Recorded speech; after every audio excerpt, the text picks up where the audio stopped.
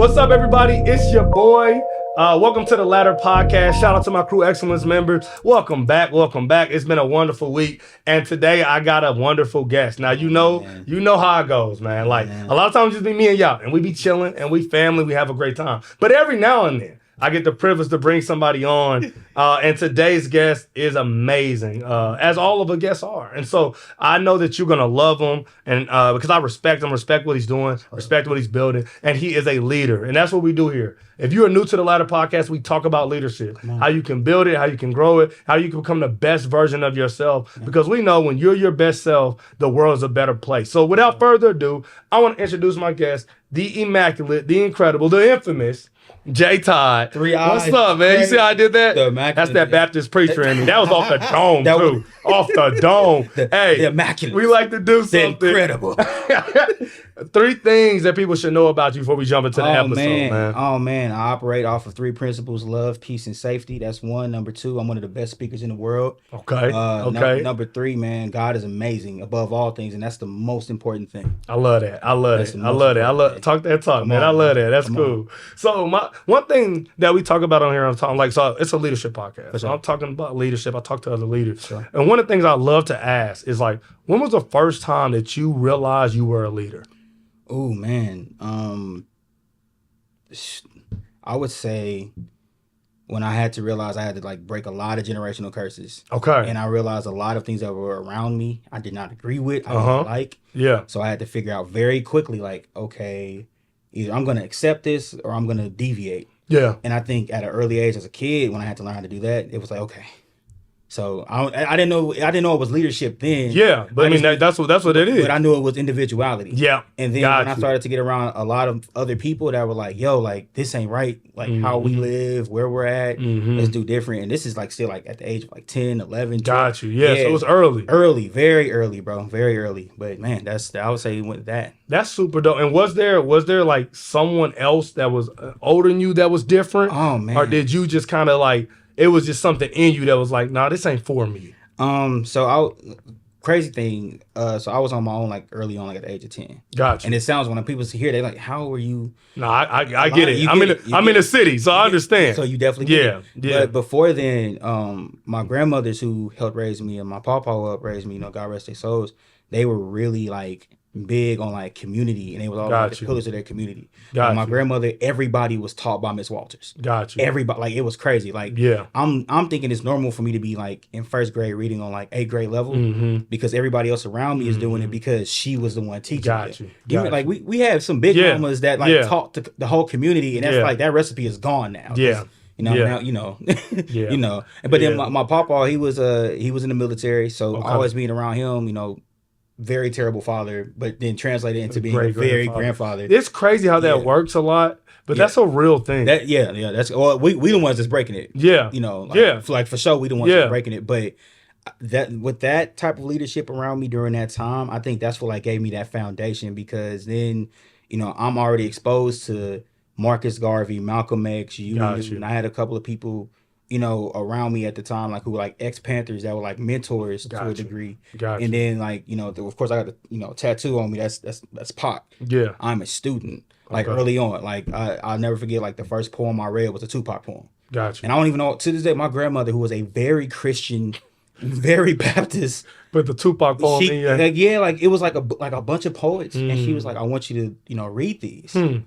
And The Rose That Grew from Concrete was like one of the first ones that like stood out. That's an incredible poem too. Oh my goodness, the tattoo on his arm is inspired by it. So those teachings, I think, gave the foundation of what a leader was before like the leader was actually like birthed. Gotcha. Because I think leaders are born from the situations. Yeah. And then like that's when you get like through the situation. Wait a minute, how did I get through here? Yeah. and it came from a sense of pre-guidance and pre-existing leadership that we even know we had until we got in the situation. Yeah. No, that's dope. I love the way you put that. And one of the things you said that I think is really intriguing is like it was your exposure to other leaders, even if they were ones that you couldn't touch. They were ones that had come before you that had set an example of what leadership looked like. Facts. And one thing that happens, especially when you read Marcus Garvey and you read Malcolm X and you talk about Dr. King. And I mean, these giants, right? Yeah. One thing that always stands out to me is like, oh, they didn't follow nobody. And so when you're in a situation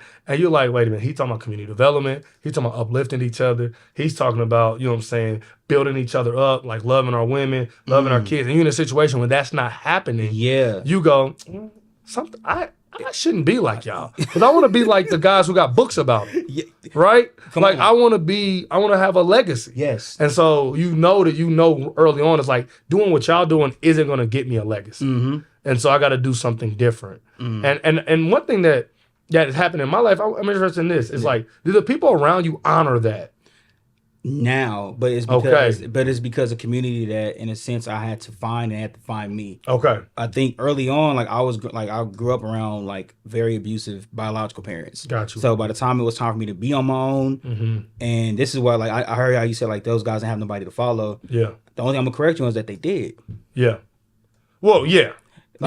Jesus is one crazy. That's the best example. Yeah, I know, and I'm not one to push religion on nobody, but no. This is a Jesus podcast. Okay, just make sure. You're in a safe space. I know, but you're in a safe space. I know you got some watchers like 30 seconds in. Look here, you can't stop me from talking about my God. No, you not. My Lord and Savior. And this is my podcast. I do what I want. 1,000%. And we gonna talk about Jesus. Come on, black man. So you good? But my thing is that even that, I think it was because they knew who they followed. Yeah. My grandmother, my papa, everyone who gave me that sense of leadership. Got you. They had that version of a leader, which is the perfect version of a leader through everything, through ups and downs, trials and tribulations. Come on now. Don't get me. Here come my Baptist. Come on. Here come my Baptist self. But like they had that to give them that example. Yeah. No matter, like you said, we couldn't see it. We can't touch it. Yeah. You know, but it's there. Yeah. And you feel it. Like it's been times where people, man, I heard you went through this loss and you lost your brother and I see this, I see that. Man, how are you still smiling, Jesus? Yeah. Like, because if this person has made it through this, something that I can't even imagine. I can get through this. I can make it another day. Yeah, like it's gonna suck. Embrace the suck. Like and understand what it is. But I think for me to get to a space where it's other people who believe in you enough to respect the fact that like you're the guy. Yeah. Or you're one of the guys. Yeah. You know, in any space that I get into, as much as I can be a leader, as much as I am, the speaker, whatever, I still tell people I'm not here to be the guy. I'm here to make more of the guys. Yeah. Like if that young lady who I'm speaking to right there, something in her just got sparked, congratulations now, because in your realm and on your path, you are now the person. Yeah. Because that's your responsibility now. Yeah. Because that's our responsibility in terms of our purposes and in terms of what we're going for. Me being a leader don't mean nothing if I'm just sitting on my purpose and 100%. Like we got so many people who are quote unquote leaders, but they do nothing. Yeah.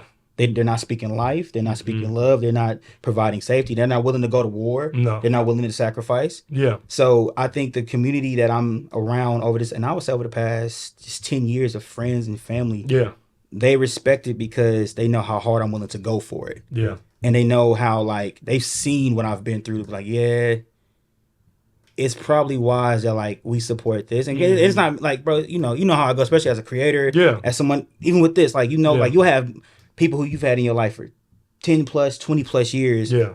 Not a like, not a comment, not a share. Yeah. But you have those people who've been there. Hey, look, I'm not really on socials, but I'll tell people about your stuff. Hey, I don't need a speaker, but hey, I know somebody I have a community, at least to my degree of understanding, that loves me enough genuinely for me to do nothing for them, but know that I will do everything for them if they need me to. Yeah. So I believe that's what it is. No, that's cool. Sure. I like that, man. And I mean, you kind of touched on it as far as like your journey as a speaker. Yeah. And I know I want to get to that, but first I want to ask, like, because your specialty is mental health, and so how did you get into the mental health space, and why is that become important for you? Oh my God, being around crazy people. Gotta do it. Like, gotta do it, man. Like my biological father and biological mother, I know for a fact they went through so much trauma. So if they would have had someone around them to actually like guide them, and like, this is what you're going through. This is what you're experiencing. Because like if we look at our culture, like we're predisposed and pre-exposed to trauma before we even understand what trauma is. Yeah. Like we'll go to somebody's house where they'll talk back to their parent. We're like, dang, you can do that here? Like, you can do that? Well, hey, what time are you guys going to be home? Mm-hmm. They're asking you when you're going to be back here? Mm-hmm. Like, but once again, we don't know that it's trauma. Yeah. We don't know it because that's just our reality. 100%. So if I would have had, I believe that if they would have had more people to give them that, then maybe it would have been a little bit better. But for me to get into mental health, it was just a realm of like, I see all of this and nobody around me is wanting to talk about it. You're not wanting to fix it. Like, this person's always sad. I don't think that's sad. Now, when I was young, I was like, this person's sad, but I don't think that's sadness. That's like something else. It looks deeper than sadness. When you would have people, going to prison back and forth all the time, it's like, why is that? That's not. You don't want to stay free? Yeah, like, why don't you like? I'm like, I get to play my video game. I get to eat some fruit snacks. Like, you don't outside when I want to. Like, you don't want no fruit snacks. Y'all remember the Scooby Doo joints? And they got the good kind now. You've been gone a while. They got the good kind now. Like, so you missing out. Yeah. You missing. So when I saw that growing up, it was like, man, like, I didn't understand even that it was mental health. I just knew that it just wasn't right. It don't feel good. Yeah. And then, as I'm getting older, before my grandparents passed, and I have some, other elders that would come along the way, coaches, friends and family. And then I would see like the divide between, like in terms of like racism and segregation and all the other things. I'm like, man, like, yeah, that's like messed up. But like, how did one group of people do this that drastically? And then studying it's like, oh, okay, well they got to the mind. You chop off the head, the body will fall. So if this is the issue, this is the biggest issue that we face in terms of addiction, in terms of abuse, in terms of trauma, which is mental health, which as we're going to talk about it, and I'm going to tell people a lot, is this camera, is this one right here? Mental health is not supposed to be as fragile as we make it. We make it a soft thing. That's crazy. So go ahead, but I had a point I was going to make. Go ahead. It's not supposed to be as fragile as we make it. Like everybody, and what I don't like about certain professionals and certain realms of mental health now, which there's a few other therapists and a few other people who are like literally making these things true, where it's too many labels and it's too many stigmas and too many biases that are like literally overshadowing what actual mental health is. Like, because mental health is work. Being healthy is work. Healing is hard work. I say it all the time. When we go to the gym, we're working out to be healthy. We're 100%. Working out to be healthy. We're hurting ourselves. I'm still sore. Yes, I just got out of there. Friday, man. My knee. Did some trap stuff. I ain't did that in a while. I raised my hand. Why that hurt? But you're doing it to heal yourself. You're doing it to be stronger. And I think that throughout my journey, it's like, man, all I want to do is see my people strong. All I want to do is see my people loving themselves more. Of course, loving God more than anything, but like having a healthy sense of like what it means to be a generation of people. We have generational leaders, but those are the ones that you only see books about. But what about what about the old dude that's been in the neighborhood working on people's cars for the past 50-some years and charged a nickel?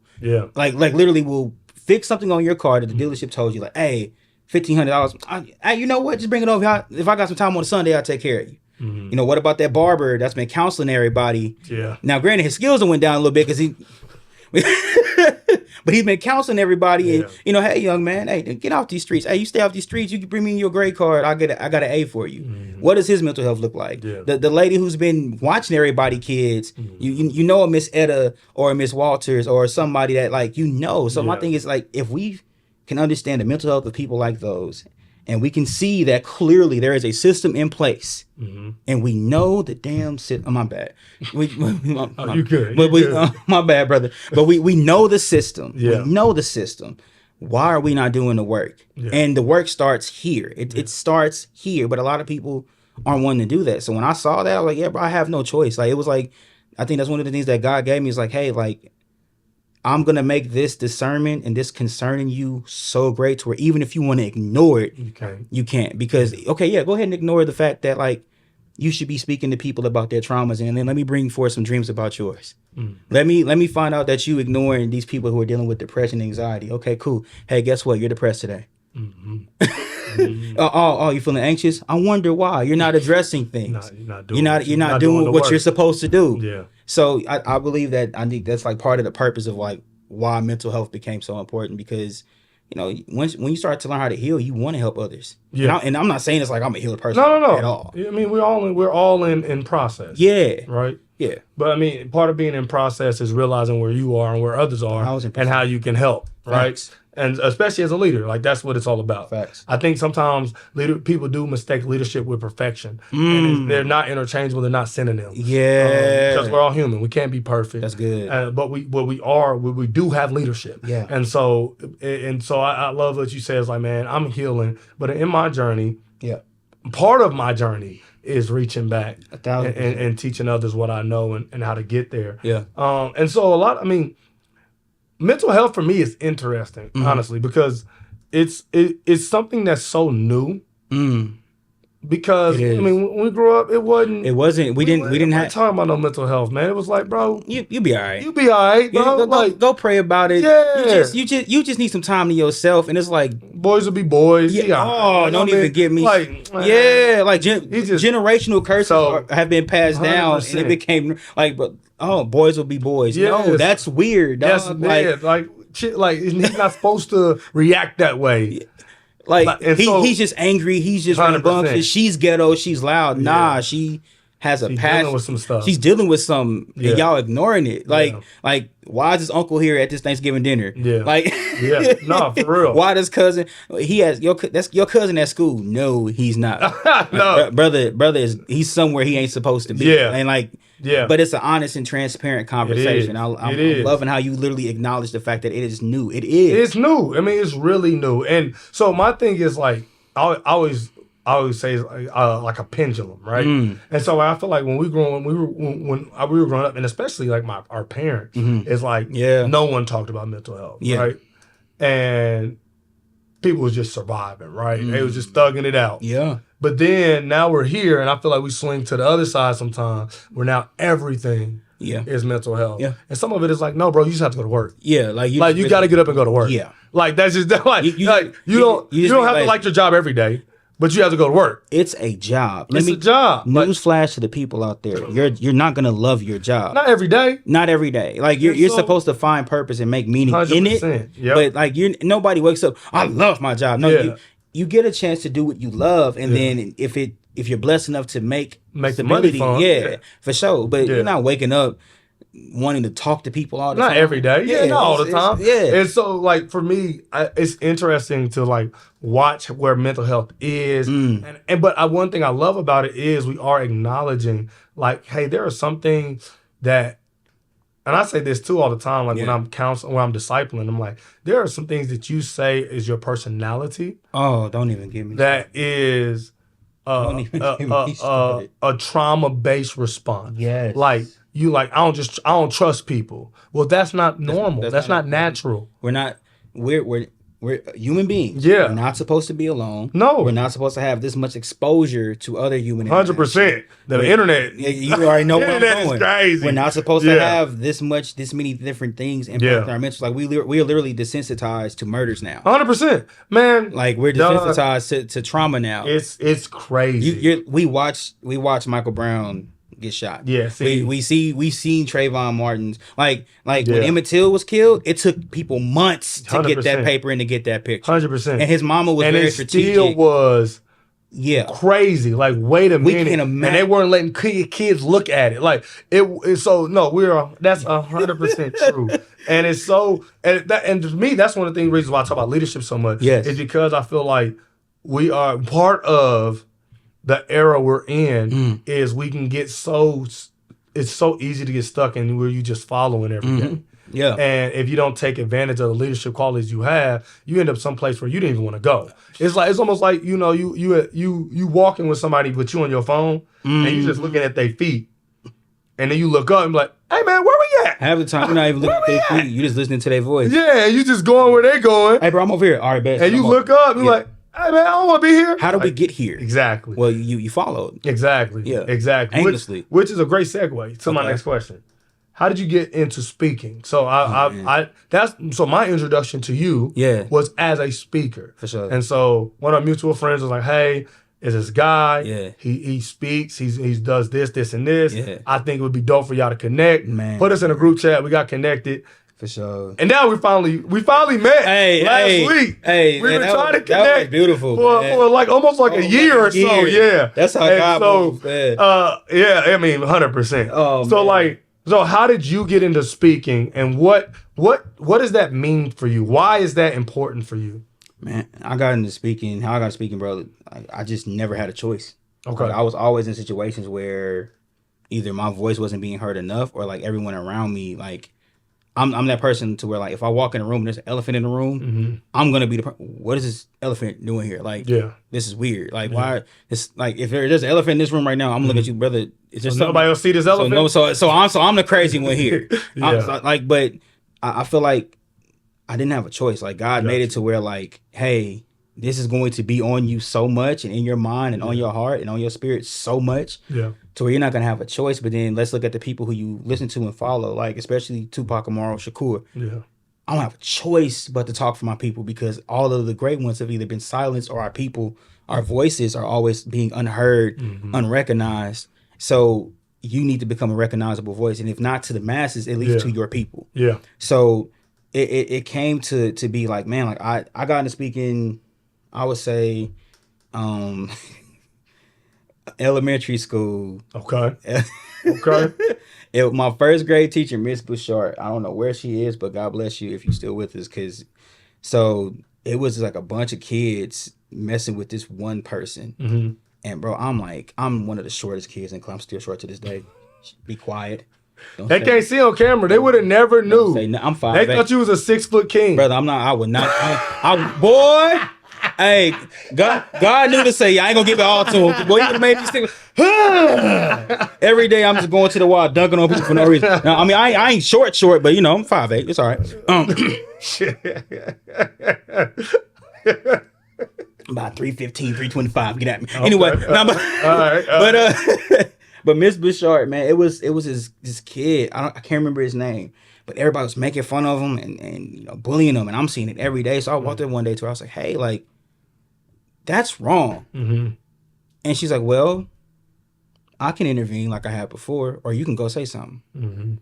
And I never forget, my grandmother was always one of those people where she was like, she always said something. Like, she always said something. If it wasn't Miss Walters, it was Alidra. Hey, like, especially Alidra. Why he here? He don't need to be like. So I'm like, okay. And then now I'm like going off of like one of the songs I just listened to. I'm remembering all the speeches I done seen, and Tupac Shakur. I don't care about none of it. So I walk over there. Hey, leave him alone. Y'all. Now of course now it goes from him getting picked on, him getting beat up to, well, let us get on you. And in that moment, that was like when I had a choice. I think like whether I can like be like, nah, my bad, y'all, or what Bernie Mac say. I ain't scared of you, you know. So and that's when it started. I'm not afraid of y'all, bro. I don't. What you have just witnessed is just a piece of an interview that I got to record here on the ladder. Now, one of the things I get to do on the ladder is one of my favorite things to do is bring in different leaders from different areas, different walks of life, and to really talk about leadership in whatever capacity and drop some knowledge and some gems on you that you can use. Now, if you want to watch this full episode, it's not that hard, y'all. All you got to do is join Crew Excellence for less than a meal at Chick-fil-A. You can see the full interview and more on our website, and the link is in the description. Join Crew Excellence today. You'll get this full episode. You'll get Motivation Monday. You'll get exclusive merch drop. You'll get some lives. I'll do some lives where it's just us talking about leadership. And if that sounds like something you're interested in, oh man, we having a ball. And I'd love to have you over there at the Hope Institute in Crew Excellence, because I have a group of leaders that are committed to excellence. And I know you would fit right in. So I'll see you over there. And until then, enjoy this snippet of this episode and any other interviews we have here. I love you. Like you said, you don't got to join, but if you want to, you can. And until next time, peace.